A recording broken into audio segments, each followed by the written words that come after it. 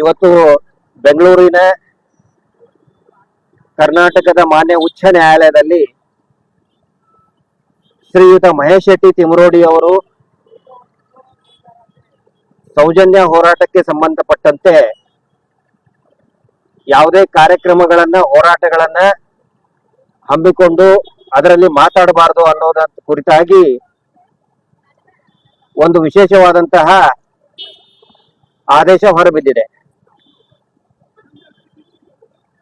ಇವತ್ತು ಮಾನ್ಯ ನ್ಯಾಯಾಲಯ ಕೋರ್ಟ್ ಹಾಲ್ ನಂಬರ್ 9 ನಲ್ಲಿ ನಡೆದಂತಹ ಈ ವಿಚಾರಣೆ ಅಂತ ಹೇಳಿದ್ರೆ ಇಲ್ಲಿ ಬಂದಂತಹ ಆದೇಶ ಇವತ್ತಿನ ದಿವಸ ಹೇಳಿದಂತಹ ಮೊದಲನೇ ಅಂಶ ಅಂತ ಹೇಳಿದ್ರೆ ಮಹೇಶ್ ಶೆಟ್ಟಿ ತಿಮರೋಡಿ ಅವರು ಯಾವುದೇ ಕಾರ್ಯಕ್ರಮಗಳನ್ನ ಪಬ್ಲಿಕ್ ಮೀಟಿಂಗ್ ನಲ್ಲಿ ಹಮ್ಮಿಕೊಂಡು ಶ್ರೀ ಡಾಕ್ಟರ್ ವೀರೇಂದ್ರ ಹೆಗ್ಗಡೆ ಮತ್ತು ಅವರ ಕುಟುಂಬದ ವಿರುದ್ಧ ಯಾವುದೇ ಅವಹೇಳನಕಾರಿಯಾದಂತಹ ಹೇಳಿಕೆಗಳನ್ನ ಕೊಡುವ ಹಾಗಿಲ್ಲ ಅನ್ನೋದು ಮೊದಲನೆಯ ಅಂಶ ಹೈಕೋರ್ಟ್ ಹೇಳಿತು.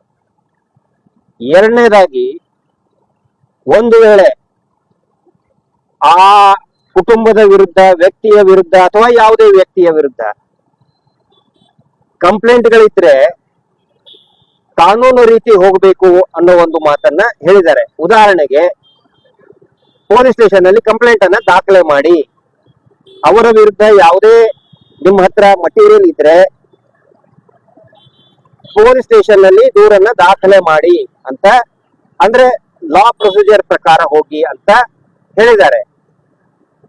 ಇಲ್ಲಿ ಈ ಕುರಿತಾಗಿ ಈ ಆದೇಶ ಹೊರಗಡೆ ಬಂದ ತಕ್ಷಣನೇ ನಮ್ಮ ಪರವಾದಂತಹ ಹಿರಿಯ ನ್ಯಾಯವಾದಿಗಳು ಶ್ರೀಯುತ ತಾರಾನಾಥ್ ಪೂಜಾರಿ ಅವರಿರ್ಬೋದು, ಆನಂತರ ಶ್ರೀಯುತ MR ಬಾಲಕೃಷ್ಣ ಅವರಿರ್ಬೋದು, ಮತ್ತೆ ನಿರಂತರವಾಗಿ ಹೋರಾಟದಲ್ಲಿ ಸಕ್ರಿಯವಾಗಿ ತೊಡಗಿಸಿಕೊಂಡಂತಹ ಶ್ರೀಯುತ ಮೋಹಿತ್ ಅವರಿರ್ಬೋದು, ನಾವೆಲ್ಲರೂ ಕೂಡ ಚರ್ಚೆ ಮಾಡಿದಾಗಿ ಇಲ್ಲಿ ಮಾನ್ಯ ಉಚ್ಚ ನ್ಯಾಯಾಲಯ ಕಾನೂನು ಮತ್ತು ಸಂವಿಧಾನ ಎರಡರ ನಡುವೆ ಒಂದು ಗೆರೆಯನ್ನ ಎಳೆಯುವಂತ ಪ್ರಯತ್ನ ಮಾಡಿದೆ.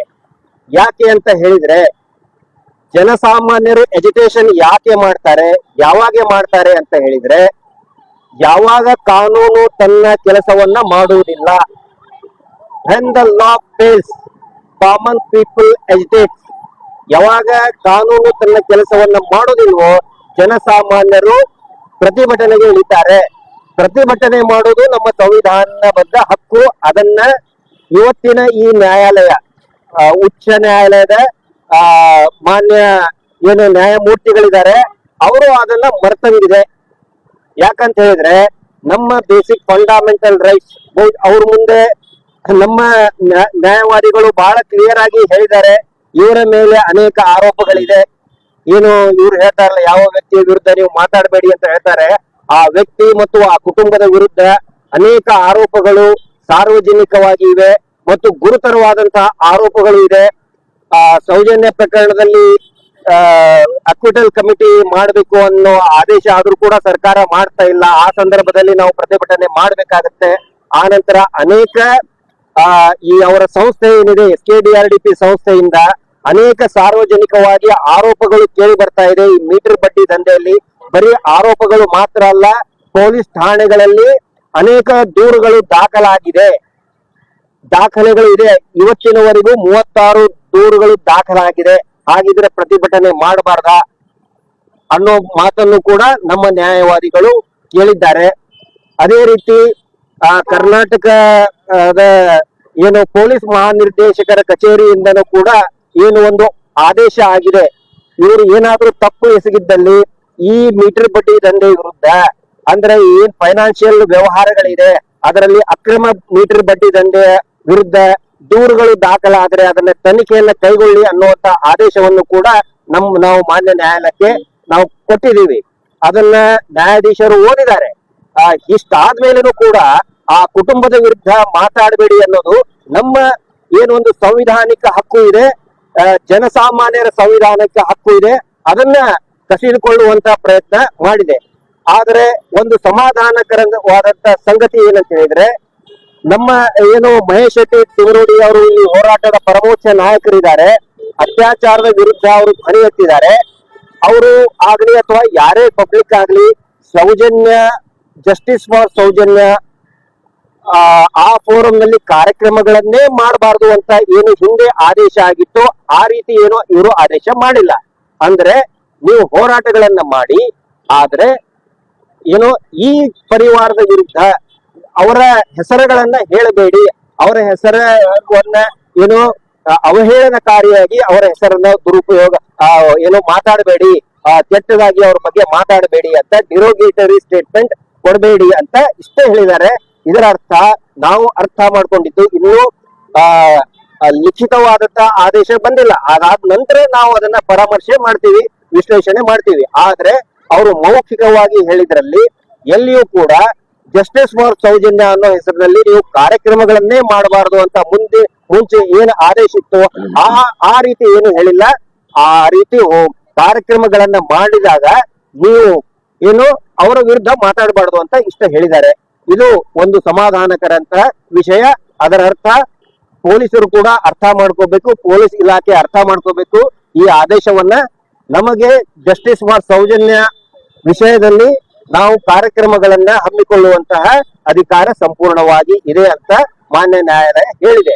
ಈಗ ಫೈನಲ್ ವರ್ಡಿಕ್ಟ್ ಅಂದ್ರೆ ರಿಟರ್ನ್ ವರ್ಡಿಕ್ಟ್ ಬಂದ ಮೇಲೆ ನಾವು ಪೂರ್ತಿ ಅದನ್ನ ಸಂಬಂಧಪಟ್ಟಂತಹ ಅಧಿಕಾರಿಗಳ ಗಮನಕ್ಕೂ ಕೂಡ ತರ್ತೇವೆ. ಮತ್ತೆ ಮುಂದಿನ ಕ್ರಮ ಏನ್ ಮಾಡ್ಬೇಕು, ಯಾವ ರೀತಿ ಇದನ್ನ ತಗೊಂಡು ಹೋಗ್ಬೇಕು ಅಂತ ಹೇಳಿ ನಮ್ಮ ಕಾನೂನು ತಜ್ಞರು, ನಮ್ಮ ಏನು ಹಿರಿಯ ನ್ಯಾಯವಾದಿಗಳಿದ್ದಾರೆ, ಮೋಹಿತರಿದ್ದಾರೆ, ಅವ್ರ ಜೊತೆಗೆಲ್ಲ ಸೇರ್ಕೊಂಡು ಮುಂದಿನ ಹೆಜ್ಜೆಯನ್ನ ನಾವು ತಗೊಳ್ತೀವಿ. ಇವತ್ತು ಹೈಕೋರ್ಟ್ ಅಲ್ಲಿ ಆರ್ಡರ್ ಆಗಿರುವಂತದ್ದು ಯಾವುದೇ ರೀತಿಯ ಅವಹೇಳನಕಾರಿ ಮಾತುಗಳನ್ನು ಅವರ ವಿರುದ್ಧ ಮಾತಾಡಬಾರದು ಅಂತ ಬಿಟ್ರೆ ಬೇರೆ ಯಾವುದೇ ರೀತಿಯ ಇದು ಸ್ಪೆಸಿಫಿಕ್ ಆಗಿ ಯಾವುದೇ ಫಂಕ್ಷನ್ ಎಜಿಟೇಷನ್ ಮಾಡಬಾರ್ದು ಅಂತ ಯಾವುದೇ ಇಲ್ಲಿ ಆರ್ಡರ್ ಆಗಲಿಲ್ಲ. ಒಂದು. ಎರಡನೇದು, ಅವರ ವಿರುದ್ಧ ದಾಖಲಾತಿ ಇದ್ದಾಗ ನೀವು ಅವರ ವಿರುದ್ಧ ಕೋರ್ಟಿಗೆ ಹೋಗಿ ಅಂತ ಹೇಳಿ ಕಾನೂನಿನ ಕ್ರಮ ಕೈಗೊಳ್ಳಿ ಅಂತ ಕೂಡ ಹೇಳಿದ್ದಾರೆ. ಅದರ ಅರ್ಥ ನೀವು ಎಜಿಟೇಷನ್ ಮಾತ್ರ ಮಾಡೋದಲ್ಲ, ಕಾನೂನಿನ ಕ್ರಮ ಕೈಗೊಳ್ಳಿ. ಅದರ ನೀವು ಕಾನೂನಿನ ಪರವಾಗಿ ಹೋದ ತಕ್ಷಣ ಅದರ ಬಗ್ಗೆ ಪೊಲೀಸ್ನವರು ಕೂಡ ಆಕ್ಷನ್ ತಗೋಬೇಕು ಅಂತ ಆರ್ಡರ್ ಮಾಡಿದ್ದಾರೆ. ಬಿಟ್ರೆ ಯಾವುದೇ ಪ್ರತಿಭಟನೆ ಮಾಡಬಾರ್ದು, ಜಸ್ಟಿಸ್ ಫಾರ್ ಸೌಜನ್ಯ ಇದರಲ್ಲಿ ಯಾವುದೇ ಪ್ರತಿಭಟನೆ ಮಾಡಬಾರ್ದು ಅಂತ ಎಲ್ಲಿಯೂ ಬರೀಲಿಲ್ಲ. ಲಿಖಿತವಾದ ಆರ್ಡರ್ ಬಂದ ಮೇಲೆ ಅದರ ಬಗ್ಗೆ ಪ್ರತಿಕ್ರಿಯೆ ನೀಡ್ತೇವೆ ನಾವು. ಆದ್ದರಿಂದ ಒಳ್ಳೆ ಆಶಾದಾಯಕವಾದಂತ ಒಂದು ಆರ್ಡರ್ ಬಂದಿದೆ. ಡೆರೋಗೇಟರಿ ಸ್ಟೇಟ್ಮೆಂಟ್ ಮಾಡಬಾರ್ದು ಅನ್ನುವಂಥದ್ದು 2023 ಆದಂತ ಆದೇಶ. ಅದೇ ಆರ್ಡರ್ ಅನ್ನು ಇವಾಗ ಕಂಟಿನ್ಯೂ ಮಾಡಿದ್ದಾರೆ. ಅಂದ್ರೆ ಯಾವುದೇ ಫಂಕ್ಷನ್ ಮಾಡಬಾರ್ದು ಅಂತ ಅರ್ಲಿಯರ್ ಜಡ್ಜಿ ಏನು ಆರ್ಡರ್ ಮಾಡಿದ್ರು ಅದು ಇನ್ನು ಈಗ ಸ್ಟ್ಯಾಂಡ್ ಆಗೋದಿಲ್ಲ ಅಂತ ಇದು ಪೊಲೀಸ್ ಇಲಾಖೆಯವರು ಅರ್ಥ ಮಾಡ್ಕೊಳ್ಬೇಕು. ಈ ಆದೇಶದ ಪ್ರತಿ ಬಂದ ನಂತರ ಅದರ ಬಗ್ಗೆ ನಾವು ಕೂಲಂಕುಷವಾಗಿ ಪರಿಶೀಲನೆ ಮಾಡಿ ಹಿರಿಯ ನ್ಯಾಯವಾದಿಗಳೊಂದಿಗೆ ಚರ್ಚೆ ಮಾಡಿ ಅದರ ಮುಂದಿನ ಕ್ರಮದ ಬಗ್ಗೆ ಚಿಂತನೆ ಮಾಡ್ತೇವೆ.